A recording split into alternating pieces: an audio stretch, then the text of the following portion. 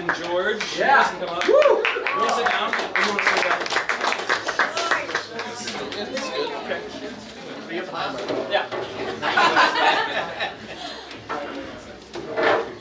Okay, so what we'll do is I'm just going to ask them like a few questions in the beginning to really kind of help us understand like their level of experience, where they're coming from, hear like some words of advice from them, and then we'll kind of move into a Q&A for any questions that you guys might have for any of them.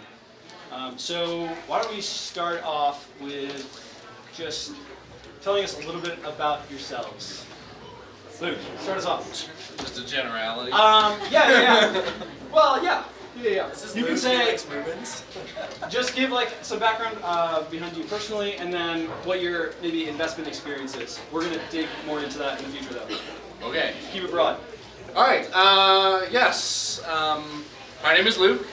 I was born here in Colorado. Lived down here in Colorado Springs about 7 years now. Been investing in real estate for 4 or 5 years, something like that. Own 13 units here in Colorado Springs, as well as a property management company. And That's great. is that good? Okay. Yeah. There you go. That's the basics. You're not married, right? You know. Oh yeah. I have a wife. Also a 9-month-old son, and they're both married. Not here, so we won't get in trouble. Unless she watches the video. Yeah. That's awesome.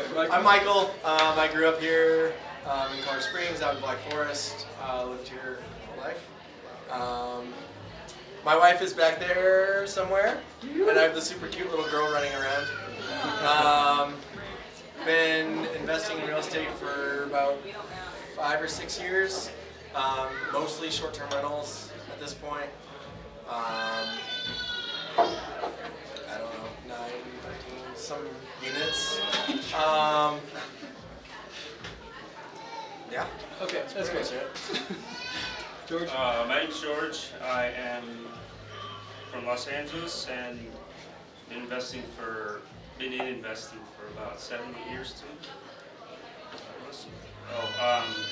My business is mainly construction, so we do like single family, multi-family remodels, stuff like that. How many deals have you touched, George? A lot. I've done a lot of flips and probably about 50 flips at this point, maybe 50, 60 flips. George, have rentals. you all like your number at the end. And and then started construction with it together, you know, and kind of went that way a little bit, and then stopped flipping as much, and then started focusing on rentals and stuff like that. So it's pretty much me. Cool.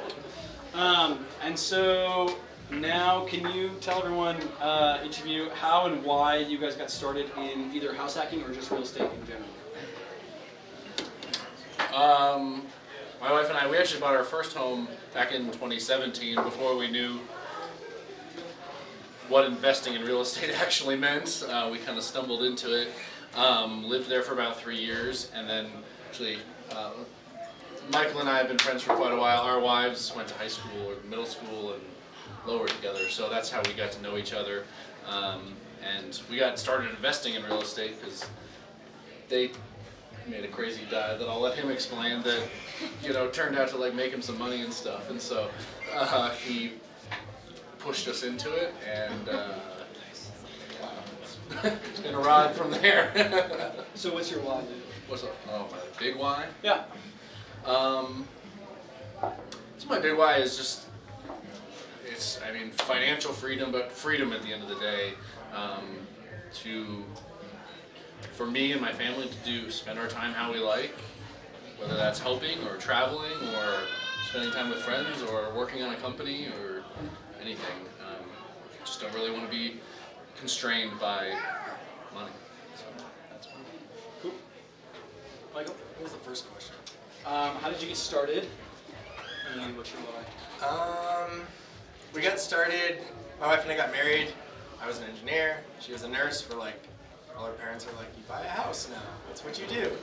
We bought a house out in Monument on 5 acres. We were like, we're gonna live here forever. And then we had less money to travel and like do all the fun stuff we used to do. So we started listening to podcasts and reading books, and we're like, well, let's try house hacking. It was kind of crazy at first, and so, but eventually my wife was like, are we gonna do this, or are you just gonna keep talking about it for the next like 50 years? So we sold that house, moved downtown, kind of right between a McDonald's and a Taco Bell. Big change of scenery. We put a couch outside and it said free, and then there's someone sleeping on it the next morning. $50 a night on Airbnb for that. We got roommates off Craigslist. They're awesome. We're still friends with both of them. And then we rented out the guest house on Airbnb. We're like, let's give it a shot, see what happens. We started in May and had no idea what we were doing. And we made like $22,000 that first year just from that 1-bedroom guest house. What year was this? Just 2017? 18. 2018? So we're like, this is cool, let's do it again. So we did it every like 6 months to a year for the next 4 years. We lived in a basement, a garage, had roommates off Craigslist. Now we have a pretty nice house. With no roommates. No roommates. We are getting a shipping. Yeah, we have some bears. We are getting a shipping container for like to rent on Airbnb. So that should be coming up shortly. What's your why? Why? We grew up without a lot of money. I lived in like the furnace room. So I was like, you know what? It'd be cool to not do this eventually one day. And so just wanted to provide a better life for my family going forward.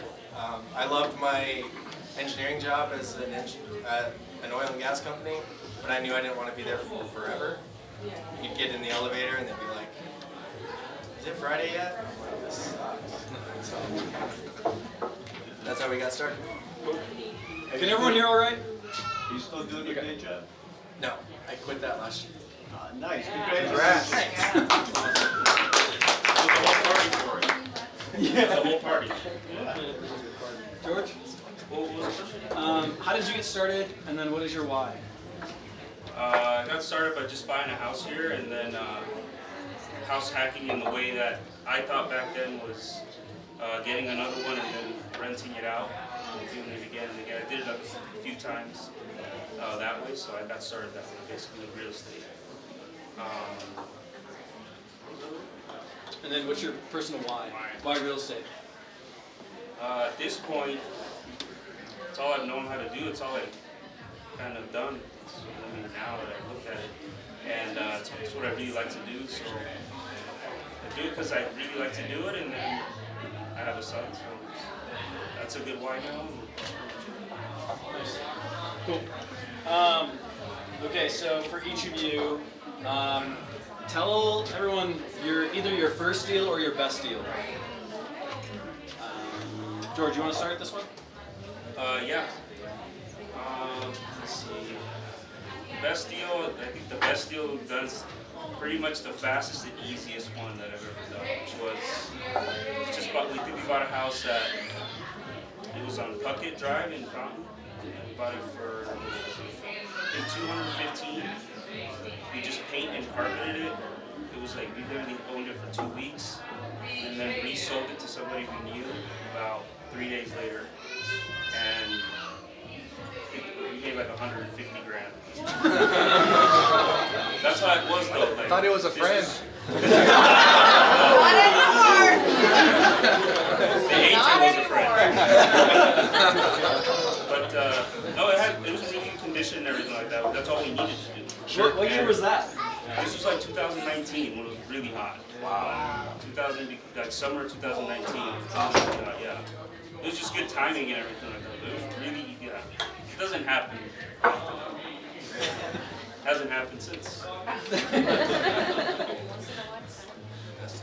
Michael, first deal or best deal?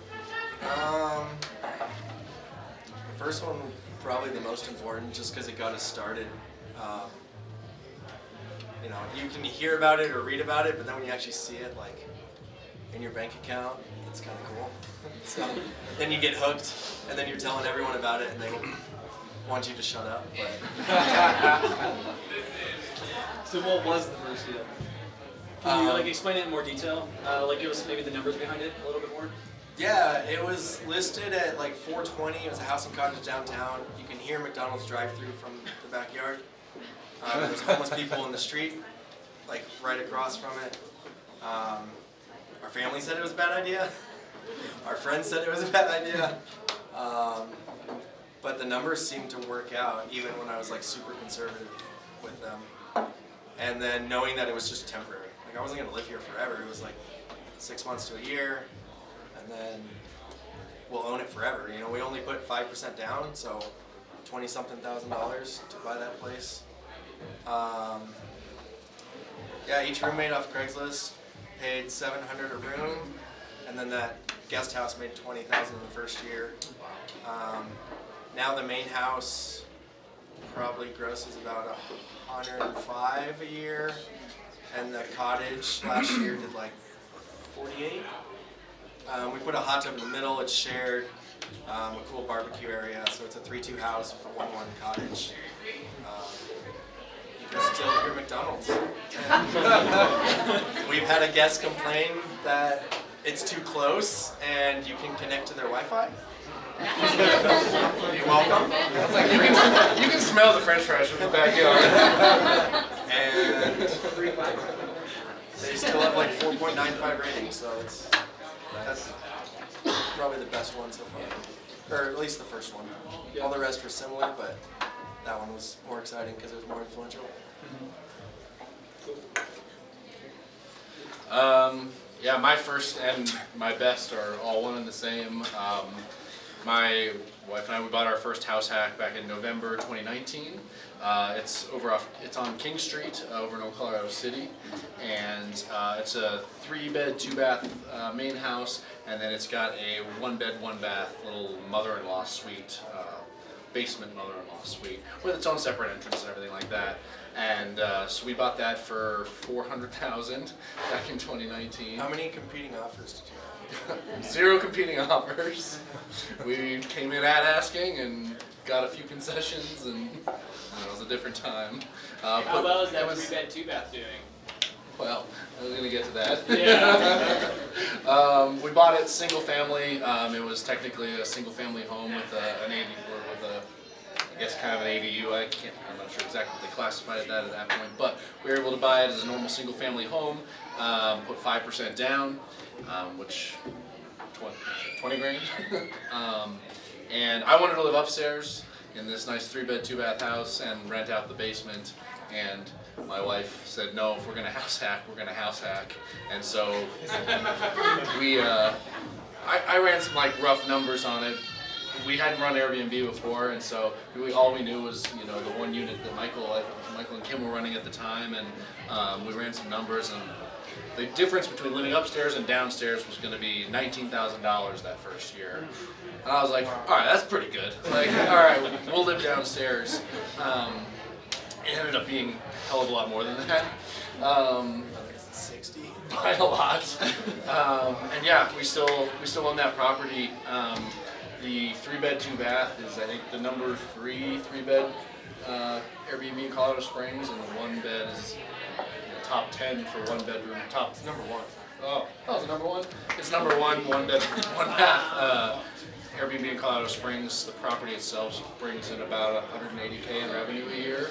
And my mortgage is like, now it's like $2,400-$2,500 as taxes have gone up and stuff. But yeah, it's pretty cool.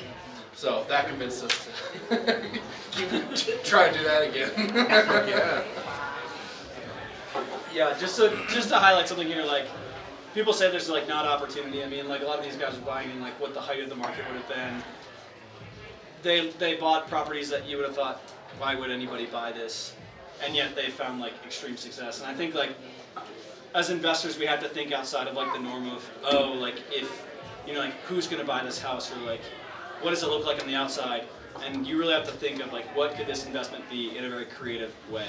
You know, like what other means could it generate revenue, and then in like what creative ways can you add value. Like these homes weren't Airbnbs before. They found the highest and best use for these specific properties. Because to be honest, no one wants to live next to a McDonald's. But someone doesn't mind living next to McDonald's for 2 to 3 days or a week. So I think there's like opportunity out there. And so anybody that says, and especially in investing, there's no deals out there, it's not true. There are deals out there. You just have to be creative about how you find them. So, anyways, next question. Okay, in your opinion, what does it take to be successful in real estate? Luke, we'll go start here.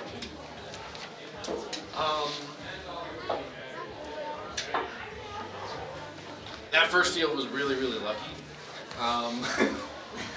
You know, we took some initiative, but it was at the end of the day really lucky. What's continued us on our investment journey, I think, and continue to be successful is the community that we've been able to build around us. I know we've got some really great. We've got not in a mastermind group, find a mastermind group. Our mastermind group's been meeting for over 2 years now, and just being able to run by the deals and the issues and everything. They encourage you when things get hard, and they keep you from making stupid decisions. And I don't know, finding people you can trust and rely on, I think is huge. So. Cool. Yeah. Michael? Any question? No. What do you think? What does it take to be a successful real estate investor? You clearly didn't look at the questions before. I think just trying to be creative and like keep asking questions. Like when I first got started, I assumed like if someone told me no, it wasn't possible. Then eventually you figure out that just means they can't do it for you. I mean, with lenders and with contractors and all these things, you just keep asking. And then you ask the right person, they're like, oh yeah, that's no problem. We'll just do this, this, and this. And so like definitely rely on people and have a really good team around you, but also just like keep trying to learn from people with different perspectives and different strategies. That's helped a lot. So just continue asking questions. That's about it. George? I think in the beginning, trying different things, because there's so many aspects of it, you know, you can go so many routes. Trying different things to see what you like, and then just pretty much kind of go at it and work really hard, because all of them are pretty hard. And after that, you kind of find a couple things and you stick to them a little bit, and that's what you like, and I think that's the best kind of highly likelihood of success. Yeah, I think that's a really good point. I think a lot of times, like as new investors, we always think we need to pick like the first strategy and the best strategy right away, and we like need to figure out what that is before even getting started. But a lot of us have started investing and then changed or pivot gears kind of halfway through, being like, I don't really enjoy this, or this isn't as profitable as I thought it would be. And then you kind of pivot to what you like or what you're good at or where your strategic advantage lies. And so that's a good point. And it all takes time, you know. It's pretty slow in the beginning, like for anything also. So you have to hang in there some way, figure it out. And eventually it just kind of picks up for sure. Yeah, perseverance is huge. Yep. All right. Are you guys currently hitting any roadblocks in your investing journey? And if so, explain what they are. Michael. I need more money. Money. Never heard that one. No. I just say it before Luke did. I didn't say that. Okay. You can't find money? There's not enough, you maxed out all the credit cards? Yeah, 30 credit cards are maxed out, that's all.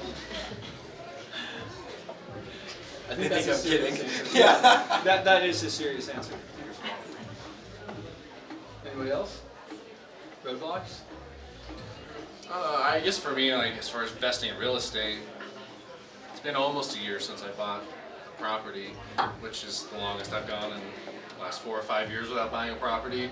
But for me, it's just more of a started a business and had a kid, and it's money for sure, of course, but time and energy to do it right. And you know, George says it takes time, it takes energy, it takes research and creativity, and putting my energy elsewhere at the moment. So, yeah. Can I ask that question in a different manner? Sure. So I want to ask two questions. What was your biggest fear for your first deal, and what's your biggest fear for making the next one? We haven't gotten to fears yet. We're not there yet. No, it's okay. Yeah. But if it's a roadblock, like what's that fear? Yeah. That's a good point. Yep. Go for it. I'm not first now. What was that? I guess I don't know. I guess I don't necessarily have a fear of the next deal. I'm more cautious than I was 4 or 5 years ago. The market's different, but also, I don't know. They say go bankrupt before, if you're gonna go bankrupt, do it before you're 30. And I turned 30 last month. and I had my first kid, and I spent 3 years grinding and leveraging, and people stopped lending me money because I was leveraged. But you know, I don't know. I think for me, it's not a fear, but I'm more cautious now than I was.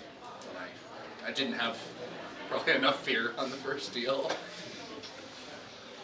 That's a good point. Yeah, I would say pretty similar. Just we went so hard so fast that now I'm like more comfortable with de-leveraging a little bit. I don't know. Now there's more to lose. Before it was like, well, there's not much for me to lose. So just kind of shifting perspectives. That's kind of the fear, is losing what I've already built versus how much leverage can we go on the next one. And like, well, I say that, and we're buying a house in Florida next week, but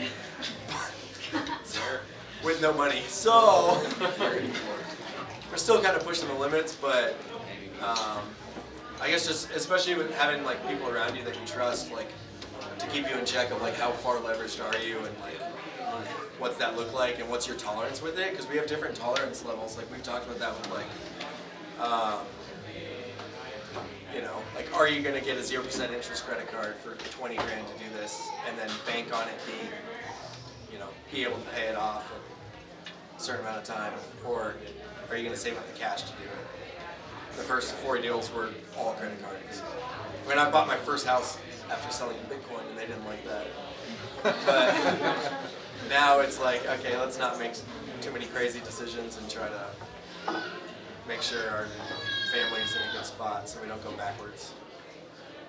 And he alluded to it too, but like once you start to build your portfolio, at first, when your first deal, you don't really have much to lose because you don't have much. But as you start to build your portfolio, you do have to be a little bit more cautious because suddenly you do have things to lose. And you screw up too bad in one time, and they're not just coming after you for the one thing you got. They're going to start coming after you for all the other things you got too. Well, which question is it? Basically, like, are you experiencing any roadblocks right now? But then the side question was also like, is there any element of like fear that's kind of stopping you from maybe like pushing forward? Did I get that right? Yeah. No. No. not really, no.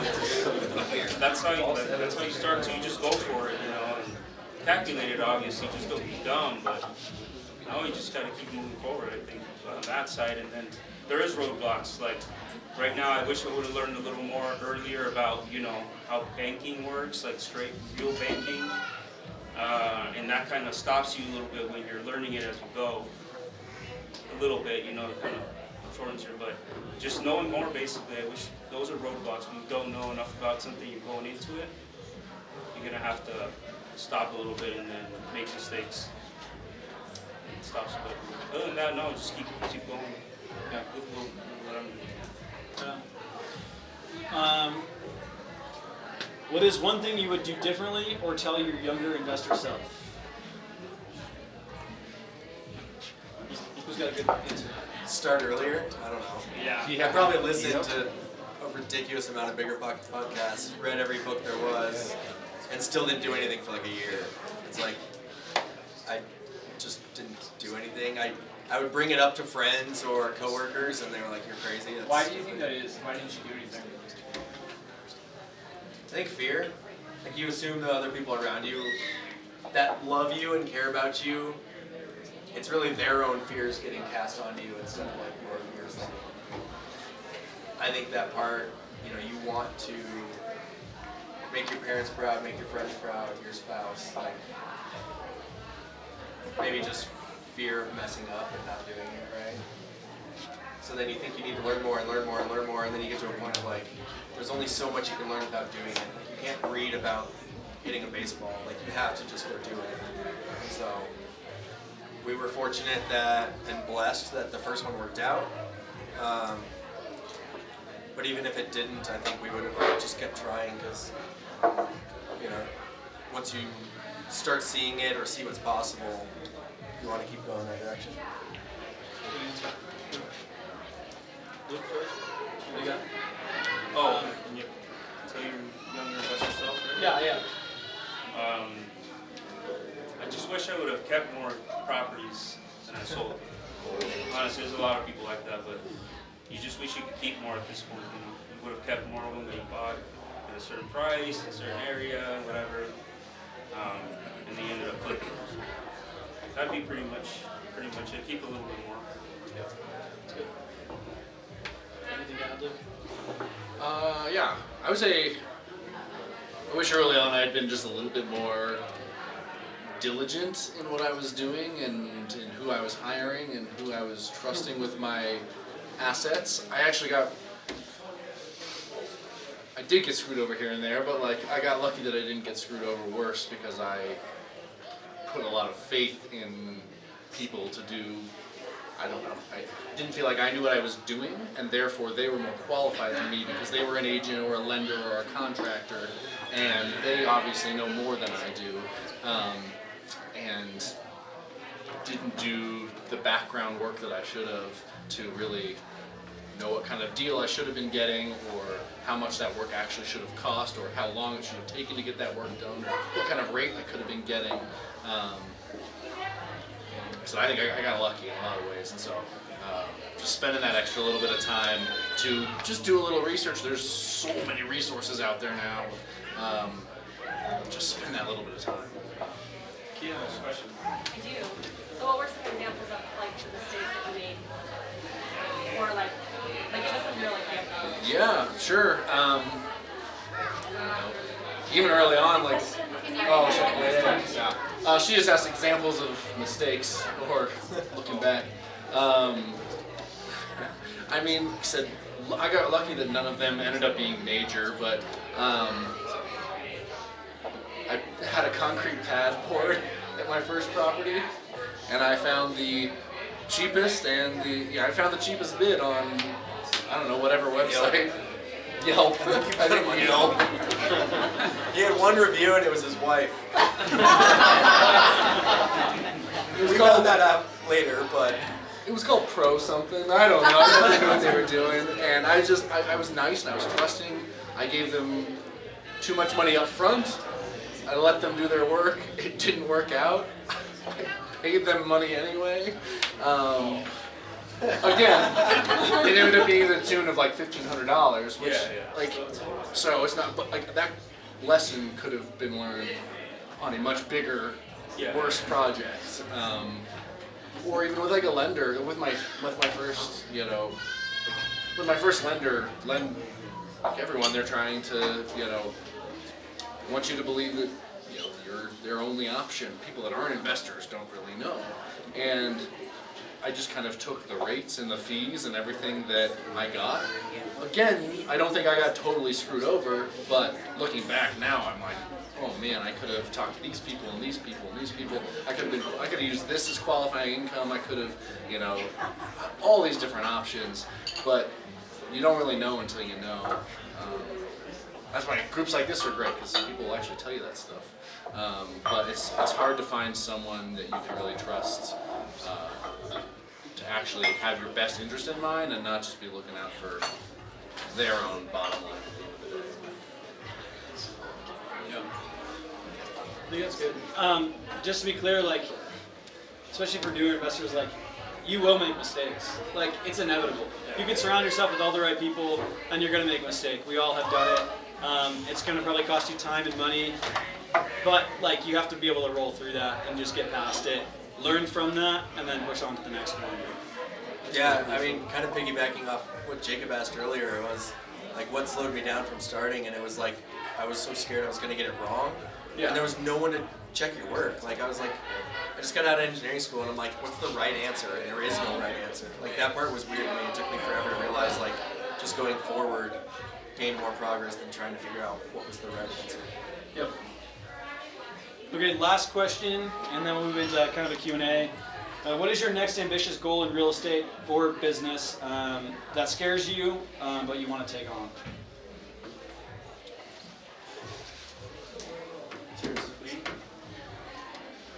Right now, I think we're already doing it, but I'm putting money together to do a bunch of deals, pretty much, and then multifamily. So those two things. Like a fund? Yeah, on the flips side, yeah, for Yeah. flips, and then basically getting into bigger multifamily deals if I can, small apartments, stuff like that. I've never done it before, but you know, I'm going for it. That's awesome. Cool. Michael, Luke, either of you? We're trying to subdivide our property, so creating a subdivision is a new thing. I have no idea who to ask for this. We're subdividing our current property. Into two? I've got a property, I'm about to do that, so I'm very. 3, hopefully. Into 3. Yeah, hopefully. There's some nuances with like, if we did more than a certain amount, which is totally discretionary, we could have more restrictions from like fire department and having a full cul-de-sac and sidewalks, and so we're trying to find that balance of like, can we do 2 or 3? The developers, there were a lot of people that met with the city before us when we bought this property, and they wanted to split it into like condos and 9 units and all kinds of stuff, and they hit a lot of roadblocks, so I'm trying to balance that line of like, they said it wouldn't be a problem if I just did 3, like everything should check out if you just pay enough money and enough time, so that's new and uncharted territory for me, so yeah. I don't know if it'll be my next deal, but hopefully within the next couple of years. We operate short-term rentals. I've got a big dream of taking a motel and turning it into a boutique hotel. It just sounds like so much freaking fun and probably pretty profitable too. So that's a big project, but that's something I'm really excited about. All right, we'll move into a Q&A. So yeah, does anybody have any questions? What you got? Hey, what's up, guys? I'm Joe Carso, long-time listener, first-time caller. Like you said there are a lot of things that scare you. I'm going to look around this guy. If you could assign homework of the 4 of you, including you, Jordan, there are a lot of people here. Bigger Pockets talks about taking action. If I'm a new investor, everything is a series of 5-minute tasks, right? So if you could assign homework to the new investors in here, and really for everybody to learn, be less scared, more willing to act, what would you assign tonight? I got a shameless plug. I'll just say connect with someone that knows what they're doing. Whether that be an agent or another investor in the room, like walking or talking to someone that's done it before is far more valuable than anything else. Because like then you get the real world experience. You get like the local experience because real estate's hyper localized. If you talk to someone in Denver, you're gonna get a completely different answer than somebody in the Springs. So I think like getting together with someone that knows the local market and what you want to accomplish, maybe that has done the exact same thing that you want to accomplish, and then just like peppering them with questions, I think you're gonna get more out of that than you will from any other research you could do. I think pair that along with someone who's going to give you a nudge and a push, whether that's a group or an agent or a friend or whoever. Like, you know, the right agent is going to be giving you advice and everything, but they're also going to be kind of like, do this. And like, I didn't necessarily have an agent do it, but I had Michael doing that for me. He's like, read this book. come on, let's go look at the properties. Like, let's do, like, I think we all need that, and it's just scary. It really is, and there's only very few I think that can just take the leap totally solo and have that faith. So do it right. Like, find someone that's smart and is gonna push you. Yeah, you don't need to reinvent the wheel, just copy someone who's doing it good. I went to AirDNA for my first one. It was like, who's the #1 person in Springs? I copied everything. I copy-pasted the whole frickin' thing. Put it on my listing and changed like 5 words. Why would I spend the time to redo it? They knew what they were doing, and there's no like plagiarism in the world. So like, I'm like, how do you? Okay, well I'll take that back.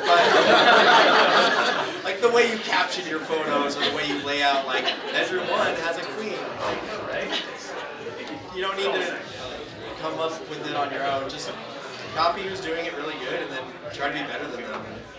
Now you got ChatGPT. So now you got ChatGPT. You don't even have to do it yourself, and it's original. I think just meet as many people as you can in those things that you want to do. Yeah, pretty much.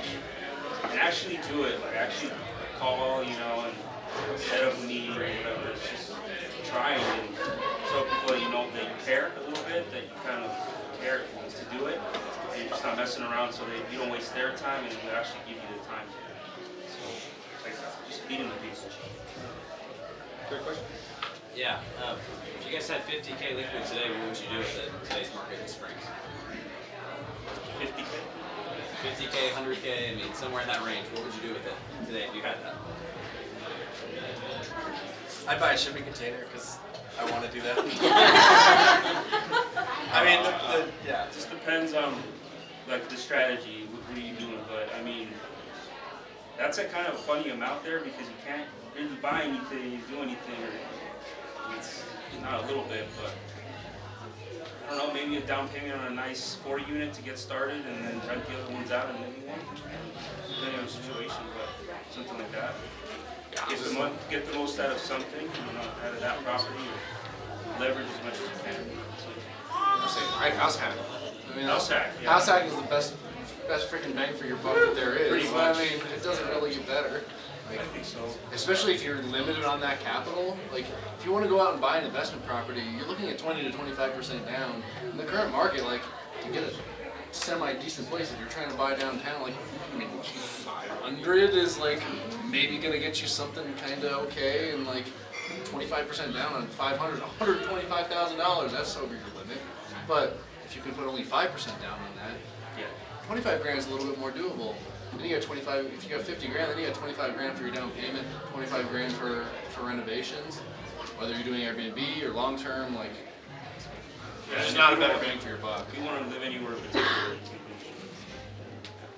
Yeah, I'd agree. I think you have to house hack. I mean, Yep. each one of us has grown a portfolio through Yeah, house pretty hacking. much. Like, it's not like a hidden secret, right? Like it's just something that works. Like if you're gonna get started, that's what propels growth because you cut your mortgage, you cut your living expense, and you're generating revenue, and then you can just repeat that model over and over again with as little cash out of pocket. I mean, yeah, it's the best thing you can do. Dana, what you got? So I guess kind of on that terms of the house hacking and look what you did. Regulations on that when you're doing like a separate unit and then you move out at that point and it's like zoning, like how did all that work with you in that house that you did where it is 2 separate units now but it was a single house when you moved in?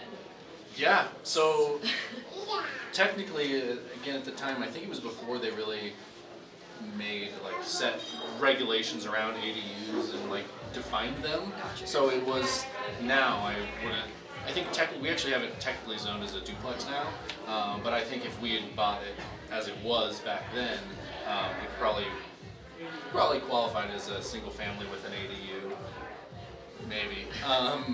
And so that wasn't really an issue. And then That's because it was zone R2, Yeah. to be specific. Yeah. So Yeah. there's different zonings in Colorado Springs.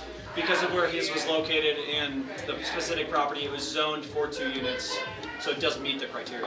Yeah, absolutely. So by the time we had the appraiser come in, after we had fixed it up a little bit and done some work over some time, we had like split the backyard, and it actually had separate, except for the water, there were actually separate utilities already. So by the time the appraiser walked in, they're like, "This is a duplex," and I said, "I don't care. Sure, I already bought it." And yeah, I mean, but we got lucky enough to buy the single family. But again, we didn't have to get too creative on that one. One of our more recent deals, we bought a single family home, and Michael and I have both done this in a couple of different ways of like finding a single family home that you can buy with 5% down or less, and then finding ways to either turn it into 2 units, convert a garage. A lot of it does have to do with your zoning, you know, but the rules all over the place, including Colorado Springs, are getting more and more lax when it comes to things like ADUs or accessory family suites, which is an ADU that's attached by a stairwell still, right? More or less. Interior access between the units. That's a great option. We've got probably, I know there's a number of people in here who have house hacked successfully with that. You buy a single family home, you put a kitchenette in the basement, you close off a door, you got 2 units. That's literally what I have right now, so that's why I was asking questions. I mean, great. That is the easiest way But to mine's do it. are R1, so that's Just my... don't get rid of the stairs. Yeah, you can Oh, do no, an no, no. AFS are legal in R1. Yes. Or maybe it's integrated ADU. One of them is legal in an R1 district, so you're fine. Can you get an Airbnb permit for an EDU? You cannot get an Airbnb permit on an R1 property. Well, for non-owner occupied. Correct. Non-owner. Owner Yes. occupied, you can. Well, yeah, that's Yes. Owner occupied. You can. living in one place. Yep. So when you move out, and now you've got 2 units, then what happens after you move out? You're not owner occupied and renting out. So that property we actually got prior to all the Airbnb regulations and stuff. So we've got normal non-owner occupied short-term rental permits on both those units because they got the permits. We were grandfathered in, so that makes it nice and easy. One strategy we've seen a lot of people do is pivot to is turn it to a monthly furnished rental. People only think of like travel nurses, but there's so many DoD contractors. People from all industries coming here and they're like, I want to show up with a suitcase of my family and I don't want to put the trash in my name, the utilities in my name, sign up for the internet. And they're more than happy to spend double what like a long-term rental would be. Especially if their company's paying for it. Yeah, especially if the company's paying for it. So monthly rentals has been a good transition of like, you grab as much cash flow as you can while you live there as a short-term rental because that's even higher. And then switch it to a monthly furnished afterwards. You still list it on Airbnb, you just put 30 days plus only. And Oh, so that's kind of a workaround. and people still book it. Like, yeah. And our second deal was actually a legal duplex, and it qualified for an FHA loan. So we only had to put 3.5% down when we moved into that one, which at the time I think we bought it for $435. So that's like 14 grand down to get into a sweet duplex in Ivywild. Yeah. I mean, the bang again with house hacking, bang for your buck is just. Yeah. What else can you do that in? What you got? So this is for Michael. You said when you got into this whole thing, you sold your house and started house hacking that way. Do you wish that you had kept it and just turned it into a rental, or was that actually like the most viable strategy? Knowing what I know now, I could have kept it and made it still work out. It's on county land, and there's a couple of my neighbors there that put like 5 little tiny houses on it. And I'm like, oh, that's genius. I could have done that. But it gave us the capital to then catapult, and it appreciated so much that we just were able to roll into like the first 2 deals and all the furnishings and stuff. So without selling it, I don't think we could have done that as quickly. We got a lot higher ROI moving the money than leaving and trying to keep it. For sure, yeah. Any other questions? Oh yeah. Michael, on that lot you're subdividing, can you make 3 R2s? Yeah, we're subdividing and rezoning at the same time. So everyone around us is R2 and we're the only one that's not. So the city planners were like, yeah, that makes sense. Whereas usually you ask them and you're trying to go from like R1 to R2 and they're like, no, you're surrounded by a bunch of normal houses. It's currently R, which is Yeah, not a zoning. it's a little archaic. So, Any other questions out there? Yeah. My question is, you mentioned about the shipping container. Shipping container in your yard? Yeah, it's a pre-built, prefabricated shipping container. So, is that need a required zoning, or what is the maximum shipping container you can put on your side? that part's a little gray if you ask the building department, but It has to have some sort of foundation traditionally. It can be there are various types of foundations, and then it traditionally has to be hooked up to utilities to count as an ADU, and it has to meet other building requirements, to answer your question. So basically, no clear limitation on maximum units. Like size-wise? No, like how many units? How many? Technically, well, it's going to depend on what you're zoned. He's zoned going to be R2, so it's going to be two. It'll be 2 units, no more than. Oh, so Per- that's yes. that's still limited to the zone. Yeah, Yeah. It'll be a legal unit. Is that when you buy shipping container, you can do refinance, or it has to be? we're gonna get a personal loan on that one because it's kind of like they're like 60 to 100,000, fully furnished. I mean, really gorgeous, cute interior, rooftop deck, like a spiral staircase. They're super cool and they're trendy all over Instagram and stuff. But you can buy them from this company called Bob's Containers. And there actually is a guy named Bob. Kim and I went down there and met the guy in Austin. And there's like 50 containers in this yard, and they're like turning them all into units and shipping them all over the country. But I liked it just because it shows up and it's done. Whereas if like we built an ADU from scratch, it'd be like building department, zoning, like it, you know, a couple of years and a couple $100,000 instead of just 100. We can talk after the meeting. I'm a vendor. I can help you with the half. Oh, cool. Yeah, that'd be great. Always need vendors. Cool. Well, we've been running long, so we might cap it there. If you guys want to ask more questions, these guys will stay up front. But thank you for coming out. Next week, or sorry, not next week, but the next meetup, so in 2 weeks, February 9th, we are going to be meeting at a different location. So this room is not available. And so we are going to be meeting at... Unless you want to come to a wedding party. It's Field trip to 17. It'll be on a message, but 1718 East Pikes Peak. It's over at downtown Pikes Peak in Union, across from Memorial Park. So some of these guys, yeah, they took a 5-unit. Was it 5 units before? Yeah. 4 or 5. Anyways, they took a large property. They completely renovated it, and then they turned it into 5 short-term rentals. And so we'll do like a property walkthrough of that specific property, and we'll provide some context behind, you know, how did they fund it, what did it look like to actually do those renovations. George was the mastermind behind the renovations. No money down.